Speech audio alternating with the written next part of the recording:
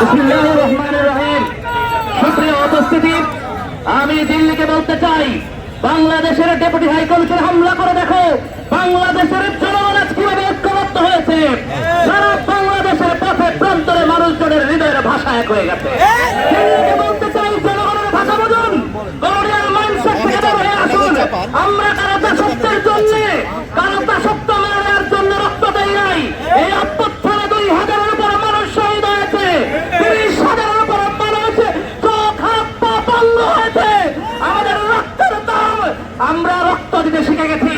দিল্লির ছেলেরাও যে জাতি রক্ত দিতে শিখে গেছে তাকে থামায় রাখার কেউ নাই। ছেলেরাও যারা রক্ত দিতে শিখে গেছে তাদেরকে থামায় রাখার কেউ নাই।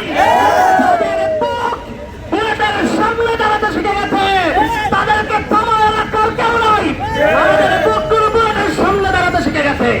আমাদের মস্তিষ্ক এবং আমাদের অন্তরকে কেড়ে নিতে পারবে না। You can shoot me, you can kill me, but you can never bow down. You can never make our head bow down. আমরা কখনোই আমাদের মস্তককে বিক্রি করে দিতে পারি না। আমরা জাতি হিসেবে ঐক্যবদ্ধ হয়েছি। সমস্ত রাজনৈতিক দল, সমস্ত জনগণকে সাথে নিয়ে দিল্লির এই হিন্দুত্ববাদী আগ্রাসন, যদি প্রভুত্ব মানসিকতা নিয়ে আমাদেরকে শাসন করতে চাও, ওই কলোনিয়াল মাইন্ডসেট নিয়ে আসতে চাও, সারা দেশের জনগণকে সাথে নিয়ে তীব্র প্রতিবাদ করে তুলব। নিজেদের জীবনের পরোয়া করবো না, কিন্তু আমরা কারো দাসত্ব মেনে নেব না। সম্পর্ক হবে, বন্ধুত্বপূর্ণ সম্পর্ক হবে, কোন দাসত্বের সম্পর্ক নয়, গোপনে কোন চুক্তি নয়, নদীর পানি বন্টন অন্যায্য হিস্সা নয়।